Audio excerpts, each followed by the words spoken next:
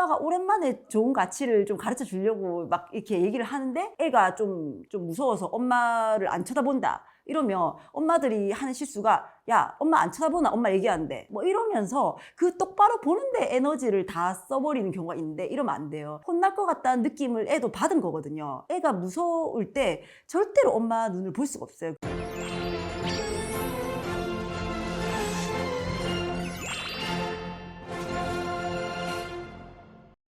안녕하십니까. 고민 해결 의사쌤 이지원입니다. 오늘은 기분이라는 것에 대해서 말씀드리고자 합니다. 울고 짜증내고 때로는 즐거운 그 기분 말입니다. 이것은 제 삶의 기준입니다. 아이를 키우면서 방법을 선택해야만 할 때 이 기분이 기준이 되고 있습니다. 얼마 전에 아는 지인을 만났는데 그분은 아들이 여동생이랑 매일 싸우는 것 때문에 너무 고민이라면서 동생이랑 맨날 싸우는데 자기가 기분이 좋을 때면 양보도 잘하고 막 말도 잘 듣고 그러는데 도대체 얘는 왜 이런지 모르겠어 이러시는 거예요. 나는 이 말에 그래요, 기분이에요, 기분. 그 기분을 좋게 해주는 게 제일 중요해요. 애가 기분 좋을 때를 한번 생각을 해보세요. 애가 기분이 좋으면 엄마가 말을 조금만 해도 별 군말 없이 잘 듣잖아요. 애가 기분이 안 좋아서 찡얼거릴 때 어때요? 짜증내고 막 말 안 듣고 엄마 힘들게 하잖아요. 아이 기분을 좋게 유지해주면 엄마가 훨씬 편해져요. 이랬어요. 그러니까 그 지인은 고개를 끄덕이면서도 아 쉽지 않은데 그런데 보면 내 기준에 참 하면 안 되는 원칙이라는 게 있잖아요. 원칙. 이렇게 말씀을 하시는 거예요. 그러니까 이분은 제가 아이 기분을 맞춰주기 위해서 뭐든지 다 뭐 수용해주고 다 애의 말만 들어주라는 뜻으로 약간 오해를 하셨던 것 같아요. 근데 그런 의미가 아니죠. 부모가 옳다고 생각하는 기준은 지켜야죠. 예를 들어서 해야 되는 숙제를 안 하려고 한다 그러면 게임 언제까지 할 건데 언제 숙제할 건데 이렇게 엄마가 했다고 하면 아이 기분은 바로 그냥 듣기만 해도 안 좋잖아요. 그래서 그런 숙제를 하고 싶다가도 더 애가 하기 싫고 기분이라는 게 참 그래요.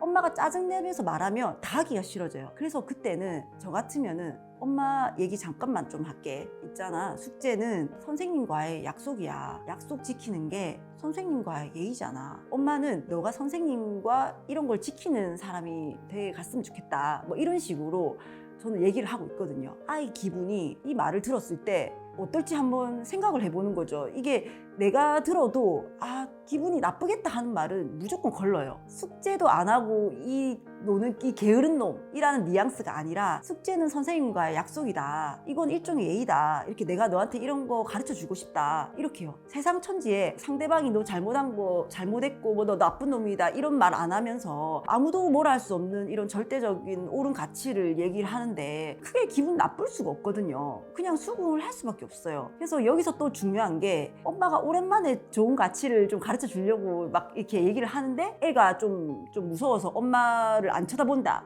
이러면 엄마들이 하는 실수가 야 엄마 안 쳐다보나 엄마 얘기하는데 뭐 이러면서 그 똑바로 보는데 에너지를 다 써버리는 경우가 있는데 이러면 안 돼요. 그럴 때도 무조건 기분을 생각하고 엄마가 애가 무서워서 그런 거를 이해를 해야 돼요. 혼날 것 같다는 느낌을 애도 받은 거거든요. 애가 무서울 때 절대로 엄마 눈을 볼 수가 없어요. 그러니까 애가 눈을 못 볼 때도 아 애가 참 기분이 무섭다는 거라는 것을 알고 더 무섭게 하면 안 되고 아 얘가 무섭구나 참 이렇게 이해를 하면서 이렇게 생각을 해주는 거죠. 그럴 때는 무조건 애의 기분부터 먼저 풀어준다는 생각을 먼저 하셔야 됩니다. 애가 이렇게 불편해하면 차라리 먼저 이리 와봐 하면서 안아주시거나 분위기를 만들어 주시는 것을 먼저 하셔야 되는 거죠. 그런 분위기에서만이 엄마가 하는 참 좋은 가치가 아이한테 그대로 귀에 쏙쏙 전달이 되는 거죠. 그러니까 아이의 기분을 먼저 풀어주는 분위기를 먼저 만들어 주시고 얘기를 하는 거죠.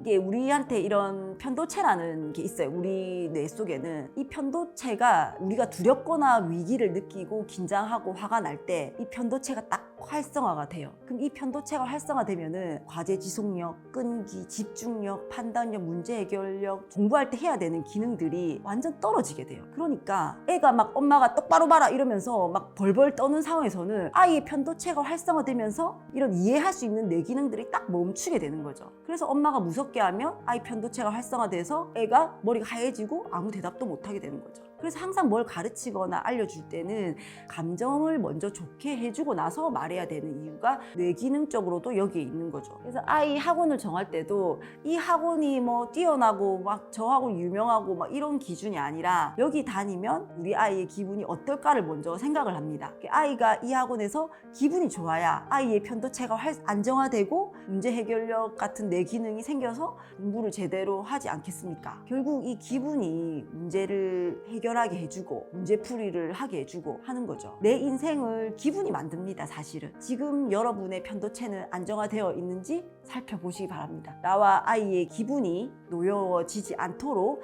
하는 것이 문제 해결의 시작입니다. 명심하시기 바랍니다. 감사합니다.